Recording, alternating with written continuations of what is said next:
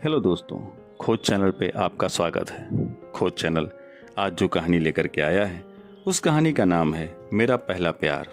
दोस्तों, यदि कहानी पसंद आए तो चैनल को सब्सक्राइब करना और वीडियो को लाइक करना। दोस्तों, चलते हैं कहानी की तरफ। मैं बीएड कर रही थी। हमारा घर एक बहुत बड़े कंपाउंड में बना हुआ था जिसके चारों ओर घर बने हुए थे। बीच में पार्क था। मुख्य सड़क तक जाने का बस एक छोटा सा ही रास्ता था। उस दिन मेरा प्रैक्टिकल था और पहली बार साड़ी पहननी थी। जल्दबाजी में जाते हुए रास्ते के बीच में दो लड़के मोटरसाइकिल खड़ी करके बातें कर रहे थे। उनके हैंडल में मेरी साड़ी का पल्लू बुरी तरह फंस गया। पल्लू निकालने के चक्कर में कई बार उससे टकराई, हाथों का स्पर्श हुआ।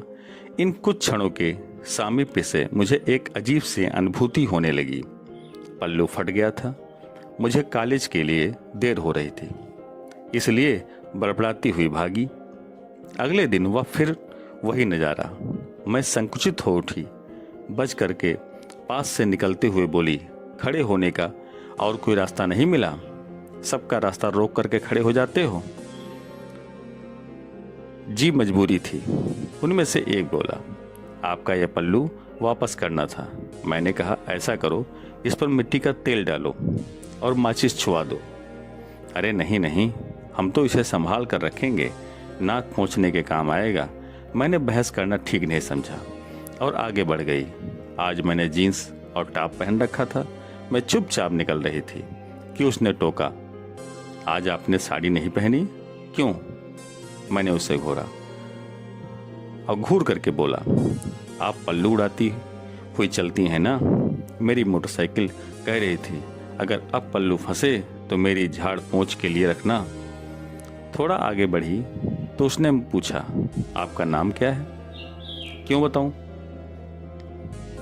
मुझे आपसे कोई फ्रेंडशिप तो करनी नहीं है, वह बोला। चलिए मत बताइए, वो तो हम मालूम कर ही लेंगे। अच्छा, कौन से स्कूल में पढ़ती हैं आप? स्कूल में? मैं कॉलेज में पढ़ती हूँ। लगता तो नहीं है, वो शरारत से बोला।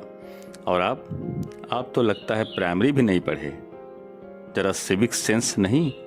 रोज रास्ते के बीच में खड़े हो जाते हो। इसी तरह की नोक-झोंक में कई दिन निकल गए। वो 3 दिन नहीं दिखा। एक अजीब सी बेचैनी होने लगी। उदासी का आवरण मेरे तन मन पर छा गया। यह मुझे क्या हो गया है? हर क्षण उसी का ध्यान। पढ़ाई से मन हट गया। कहीं वो बीमार तो नहीं? उसका नाम पता कुछ भी तो मालूम नहीं। मैंने पूरा कंपाउंड छान मारा। एक कठोर अनुशासित पुरातनवादी परंपरावादी परिवार में रहते हुए भी उसका चुंबकीय आकर्षक व्यक्तित्व मेरे दिलो दिमाग पर गहरा चला गया। आज हे भगवान कहकर मैं घर से निकली, पर आज भी जब नहीं दिखा तो मैं रुआसी हो उठी। पर यह क्या, मुख्य सड़क पर उसे खड़ा देख मेरी खुशी का ठिकाना नहीं रहा। छूटते ही मैंने पूछा, क्यों? इतने दिन कहाँ रहे? स्कूल में स्वच्छता अभियान था क्या? और हेलो, नाम क्या है आपका? कौन सी कक्षा में पढ़ रहे हो? और घर का नंबर क्या है? क्यों? मैं अपना नाम क्यों बताऊं? मुझे आपसे कोई फ्रेंडशिप तो करनी नहीं है। घर का नंबर क्यों पूछ रही हो? अपनी डोली में घर लाना है? क्या बोले? डोली मेरे घर लाना है? अरे हटो जी, यह मुंह और मसूर की दाल। मैं काली चली गई। अगले दिन मिला, कहने लगा, मैं मसूर की दाल खा करके आया हूँ। मेरा हाथ पकड़ा और एक पर्चा थमा दिया। मैंने सोचा जरूर यह प्रेम पत्र होगा।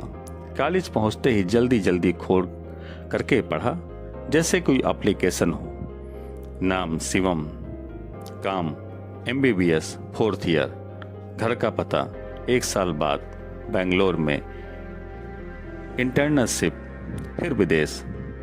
हमारा घर बन रहा है, पूरा होते ही हम वहाँ शिफ्ट हो जाएंगे। न संबोधन न समाप्ति।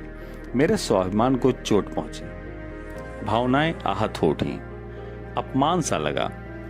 अगले दिन मिला तो बड़े रौब से बोला, बैठो मोटरसाइकिल पर, आगे जुलूस निकल रहा है। मैं मजबूरी में तो बैठ गई।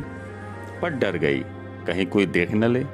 थोड़ी दूर जाते ही उसने एक झटके से मेरा हाथ अपने कंधे पर रख लिया। बोला, मोटरसाइकिल पर बैठना नहीं आता क्या? पहली बार बैठी हो? रास्ते में न जाने कितनी बार झटके लगी। तो उसकी कमर का स्पर्श मुझे रोमांचित करता रहा। कई दिन ऐसे ही बीत गए। एक दिन जानबूझ करके कॉलेज के लिए मुझे देर करा दी और पूछने लगा, अब पीरियड तो शुरू हो चुका होगा, अब तुम्हारे सर क्या करेंगे? मेरा अचार डालोगे? अब क्या मैं पीरियड अटेंड करूंगी? अब तो कैंटीन में जा कर के टाइम पास करूंगी। थोड़ी देर में वो भी कैंटीन में आ गया। चाय समोसा लेकर के एक और बैठ गया। जाते जाते कह गया, मेरा पेमेंट कर देना। मैं एकदम चिल्ला पड़ी, क्यों भाई, मैं क्यों दूंगी तुम्हारे पैसे? अरे वाह, रोज मोटरसाइकिल की सवारी करती हो, एक दिन चाय नहीं पिला सकती? मैं बोली, कल से किसी डॉक्टरानी को ही बिठाना अपनी खटारा पर। मैं पेमेंट करने कैंटीन के बॉय के पास गई तो उसने बताया, पैसे तो वो साहब दे गए हैं। समय बीतता गया, उनका घर बन गया, वो शिफ्ट हो गए। गृह प्रवेश पर मैं भी गई। पूरे फंक्शन में वो मुझे इग्नोर करता रहा। कॉरिडोर में सामना होते ही उसने कहा, इतनी सज संवर कर क्यों आई हो? सज संवर करके? अरे भाई, फंक्शन में आए हैं। मैं बोली, ओह, मैंने समझा मुझे दिखाने आई हो। कोई गिफ्ट विफ्ट भी लाई हो या यूं ही खाली हाथ लाई हूँ ना? मैंने अपने पर्स में से एक पुराना पेन निकाल करके दिया। लो, बहुत कीमती है, संभाल कर रखना, पूरे 5 रुपए का है। था तो 2 रुपए वाला भी, पर भाई हमें अपने स्टैंडर्ड का भी तो ध्यान रखना था। वाह, क्या स्टैंडर्ड है, कह करके हंसता हुआ वह बोला और आगे बढ़ गया। घर पास में ही था, अतः मैं कभी कभी जाती रहती थी। एक दिन सब लोग ड्राइंग रूम में बैठे थे। बातों बातों में मैंने उन्हें अपनी जाति के रस्मों रिवाज के बारे में बताया कि हमारा यहाँ रिश्ता अपनी जात बिरादरी में बड़ों की स्वीकृति से ही होता है। अगर कोई जात से बाहर जाने का साहस करता है तो गांव में पंचायत की खाप बैठती है और लड़का व लड़की को आमने सामने गले में रस्सी बांध करके लटका दिया जाता है। गांव से भाग जाने पर जब भी पकड़ में आते हैं तब भी यही सजा दी जाती है, चाहे उनका बच्चा भी हो जाए। बच्चे को अनाथ आश्रम में भेज दिया जाता है। बड़े लोगों का कहना है कि जात के बाहर शादी करने पर जाति की अपनी विशेषताएं और गुण समाप्त हो जाते हैं। अगर कोई विरोध करता है तो पंचों के लठेत उसे समाप्त कर देते हैं। हमारे घर में रोज ही ऐसी कहानियां सुनाई जाती हैं ताकि हम बच्चे कोई गलत कदम उठाने की हिम्मत कर न बैठें। शिवम विदेश चले गए। कई वर्ष बीत गए, मेरी शादी हो गई, मैं माँ बन गई। एक दिन बाजार में अचानक उनकी मम्मी मिल गई। कहने लगी, शिवम आने वाला है, वह बहुत बड़ा सर्जन बन गया है, उसे इनाम मिलने वाला है। और शादी? मेरे पूछने पर वो कहने लगी, नहीं करता, कहता है शादी प्रोफेशन में बाधा है। जब मैं मिलने गई तो एकांत पाते ही मैंने पूछा, शादी क्यों नहीं की अब तक? तो वो पल्ला झाड़ते हुए कुछ नहीं कहा। और तो उसने कहा, मोटरसाइकिल में फंसा ही नहीं। मैं गुस्से से बोली, सच सच बताओ, मैं मजाक नहीं कर रही हूँ। मेरे पास आकर के अत्यधिक प्यार भरी निगाह से एकटक मुझे देखते हुए कहने लगा, क्या करता? खाप बीच में आ गई। भारी मन से मैं घर लौट आई। जिस निगाह के लिए, जिन प्यार भरे 2 शब्दों के लिए मैं वर्षों तरसी, वो आज जाकर के मिले।